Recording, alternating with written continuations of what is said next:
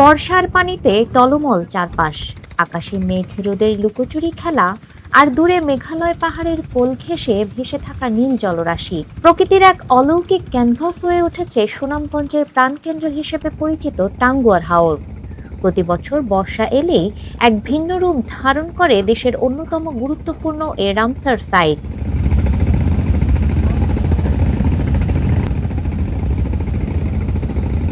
হাওরে এখন শুধুই থই থই জলরাশি। ছোট ছোট ট্রলার বা হাউসবোট যখন নীল জলের বুকে ভেসে যায়, মনে হয় কোনো এক অন্তহীন সমুদ্রে যাত্রা শুরু হয়েছে।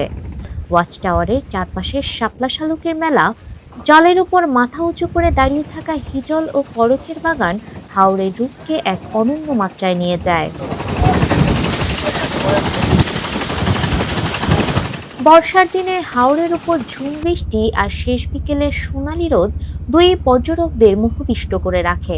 টাঙ্গুয়ার হাওরের মূল আকর্ষণ কেবল এর বিশাল জলরাশি নয়, এর সাথে যুক্ত হয়েছে ওয়াচ টাওয়ারের চারপাশের স্বচ্ছ নীল জল এবং বিখ্যাত টেকেরহাট চুনাপাথর খনি প্রকল্প, যা নীলাদ্রি নামে পরিচিত। মেঘালয়ের পাহাড় থেকে নেমে আসা পাহাড়ি ঢল আর ঝর্ণার তীব্র স্রোত যেন প্রকৃতির এক অনন্য দান। এছাড়া হাওরের পাশেই রয়েছে জাদুকাটা নদী আর বারিক্কা টিলা, যা ঘুরে দেখতে মুখিয়ে থাকেন ভ্রমণ পিপাসুরা।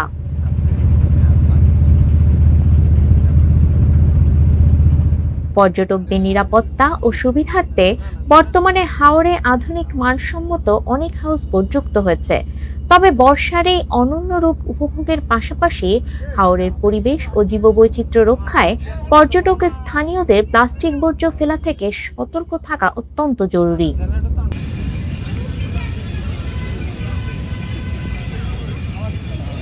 যান্ত্রিক জীবনের ব্যস্ততা ভুলে এক চিলতে শান্তির খোঁজ কিংবা মেঘজল পাহাড়ের এই ত্রিমাত্রিক সঙ্গমে নিজেকে হারিয়ে দেওয়ার জন্য বর্ষার টাঙ্গুয়ার হাওর যেন সত্যিই অনন্য।